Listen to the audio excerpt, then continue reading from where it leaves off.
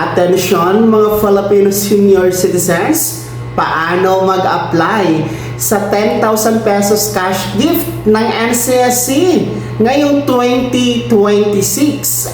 Pag-uusapan natin yan mamaya-maya. Hello mga ka-vlogs! Welcome dito sa aking YouTube channel. Magandang araw po sa lahat ng mga manonood.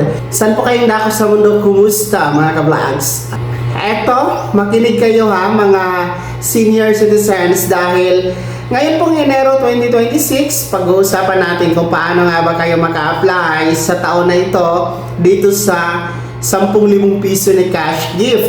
Ito pong 10,000 pesos cash gift na ito ay nasa ilalim po ng Expanded Centenarian Act Cash Gift o yung Republic Act 11982 kung saan kung kayo po ay aabot sa taon na ito, 2026, sa insaktong edad na 80, 85, 90 at 95 years old, kayo po ay pwedeng mag-apply dito sa Expanded Centenarian Act Cash Gift, which is 10,000 pesos nga po ang inyo pong makukuha mga ka-vlogs. So paano nga ba i-apply ito? So una po, kailangan talaga umabot kayo sa edad insakto, walang labis, walang kulang, 80, 85, 90 at 95 years old. Okay? So kung lumagpas kayo sa mga edad na yan, hindi na pwede kasi hindi ito retroactive. Exact talaga, 80, 85, 90 and 95 years old.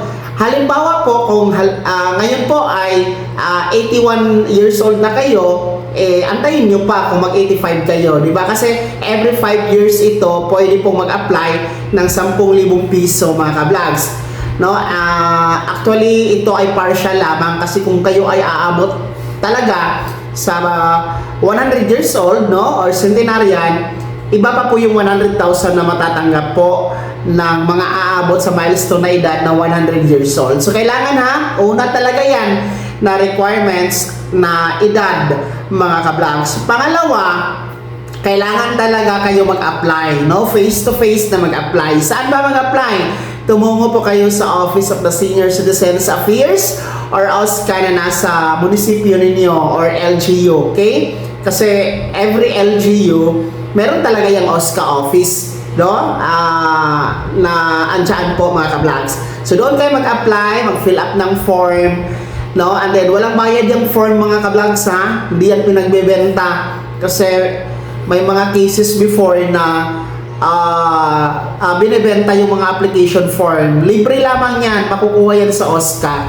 Tapos kailangan nyo pong magpresenta ng pruweba na kayo ay umabot talaga sa edad na 80, 85, 90, and 95 years old.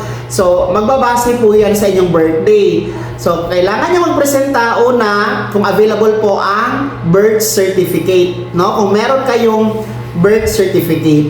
Pero kung wala naman, kasi hindi naman lahat ng mga seniors meron pong birth certificate kasi nga nung unang panahon hindi naman po talaga uso ang pagpaparehistro, di ba? So, ang option natin yan, kailangan nyo po mag-present ng primary valid ID. So, kung meron kayong driver's license, Philippine passport, postal ID, actually mas mabilis pong kunin ang postal ID, no? And then, mura lamang, 550 pesos, meron ka ng postal ID.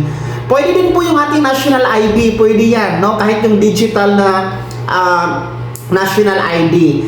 Pwede din po yung may mga PRC ID, yun mga basic primary valid ID yan mga ka-vlogs.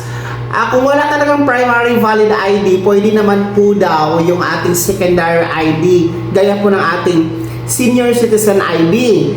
Then kailangan lang po talaga yan suportahan ng other documents na nagpapatunay po ng inyong pagkatao at ng inyong edad mga ka-vlogs. So yun po, after nyo po ma-submit ang application form and yung birth certificate or ID ninyo, kailangan nyo pa rin pong mag-submit ng whole body picture. So magpa-picture po kayo buong ano nyo po buong body nyo po. And then pruweba lamang po yan na kayo ay talagang buhay pa. Okay? Walang ghost applicant mga ka-vlogs. So after dyan, i-evaluate po yan ni NCSC, proseso po yan ni NCSC. Okay?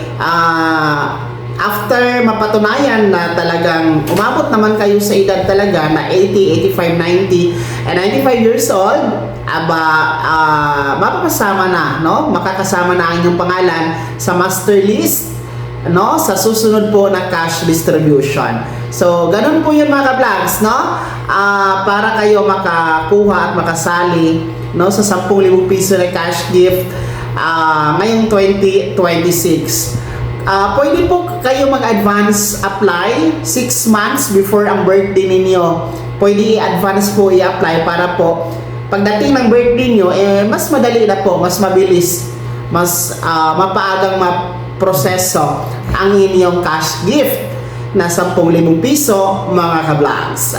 So yan po ha, ang kabuang proseso at requirements paano nga ba mag-apply sa 10,000 piso na cash gift ng NCSC dito sa Expanded Centenarian Act Cash Gift ngayong taon 2026. Mag-apply na mga vlogs dahil para po ito sa inyo. Kaya naman, sino ang mga aabot sa edad na yan ngayong taon na ito? No? Yung 80, 85, 90, at 95 anyos. Meron po ba? Ibahagi niyo po sa comment section na nasa baba. Pakilakip ng buong pangalan at kung taga saan kayo. Kung bago ka pa lang sa akin channel o di ka pa nakasubscribe, i-click niyo muna natin subscribe button na nasa baba. Huwag kalimutan na pindutin ang notification bell, ilagay sa all para una ka sa mga balitang i-upload ko. Maraming salamat po. God bless. Mag-ingat po mga ka-vlogs.